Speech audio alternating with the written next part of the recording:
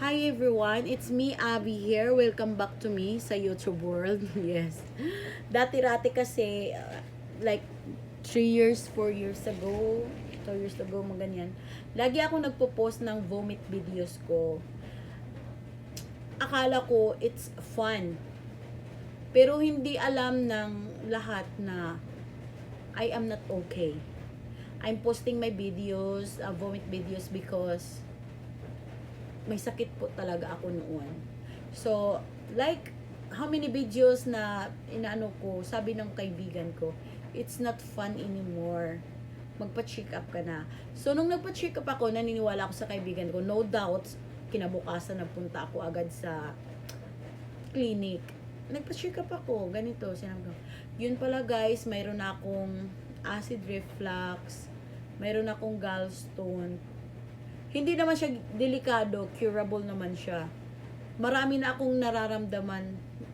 Tapos, nararamdaman ko na siya noon, pero binabaliwala ko lang kasi nawawala naman siya sa pain reliever. Pero nung sinabi na sa akin ng doktor, nasa Taiwan pa ako, sinabi ng doktor sa akin na dapat mong iwasan ang ganito, ganyan. Naniniwala na ako guys. So, sinunod ko yung doktor, yung mga gamot, yung mga follow-up check-up, tapos kung bago ba, lalo na doon sa gallstone kasi 6 yata na bato ang nasa loob. Sabi ng doktor, okay naman, hindi tatanggalin, yung iinom ka lang na gamot, matutunaw lang siya. Basta sundin mo lang yung mga do's and don'ts. So nung sinunod ko siya, like mga 3 months, nag-stop muna ako ng mag-YouTube videos kasi yung gamot parang may effect na parang nangihina ako. Yun na pala yung effect na parang pina-flash yung mga toxin sa ko katawan. And then ang dati-rati kasi kaugalian ko, hindi ako kumakain ng umaga, nagkakape lang ako. Walang tinapay yun, coffee lang, okay na ako. Pasok na ako sa trabaho. Nung nag-night shift ako, ganon din. After ng duty ko, iinom lang ako ng kape, matutulog ako. Or papasok ako kasi late na ako, hindi ako kakain, magko-coffee na lang ako doon. Walang tinapay yun, tapos hindi ako mahilig uminom ng tubig. Tapos pag kumain ako, kahit noodles or gusto ko very spicy. So guys, noon parang naano talaga, doon nagsimula yung nararamdaman ko na sinisikmura ako, nagsusuka ako, namimilipit ako sa tiyan. Pero mali pala yung ginagawa ko, hindi healthy. Wag na wag niyong gagawin yan. Advice ko lang. Alam niyo, may experience ako at yun yung pinagsisisihan ko na kung hindi ako naniniwala sa friend ko na magpa-check up para malaman ko kung ano na talaga yung problema ko. Bakit lagi akong nagsusuka at namimilipit yung tiyan? Siguro wala na ako ngayon sa mundo. Now, I am very okay.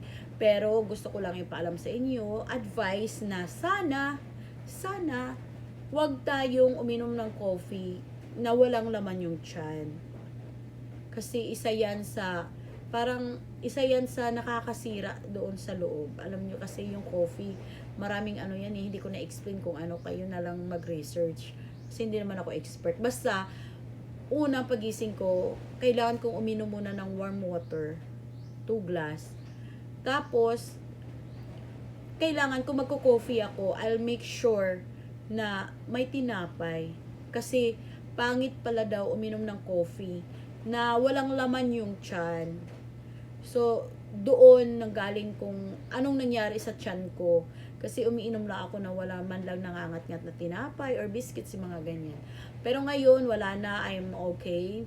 Sinusunod ko na yung ng doktor. Natutulog ako ng mabuti. Lagi ako umiinom ng tubig. Hindi na ako madalas umiinom ng coffee. Pero umiinom pa na ako, pero hindi na siya madalas like before, na parang addict na ako sa coffee. So guys, please, ingatan nyo yung sarili nyo, lalo na kung may pamilya kayo, may anak kayo, may mga kapatid pa na umaasa sa inyo, mga pamangkin o magulang. Ingatan nyo yung sarili nyo. Please, huwag kayong uminom ng coffee na walang laman yung tiyan. And make sure na lagi kayong umiinom ng tubig. Dati kasi I hate drinking water. Kasi nga, lagi ako naiihi. So, ayaw ko. Kaya hindi ako uminom, like, nagsisipla ako ng konti, mababasa lang yung labi ko, I'm okay na. Pero mali pala yun. So, umiinom ako like, at least, 1,500 to 2,000 liter, mga ganyan. Oo. Ngayon, addict na ako sa tubig. Tapos, nagliles na ako sa pag-inom ng coffee. At lagi na ako umiinom ng tubig, kumakain sa tamang oras. Kung hindi man, laging may tinapay ako na backup. Kaya sana gawin nyo, kasi ayaw kong mangyari yung nangyari sa akin, mangyari sa inyo. At least, sinishare ko kung ano yung nai-experience ko. Kahit kunti man lang. At least, kahit papano, alam nyo. Yun lang. Thank you.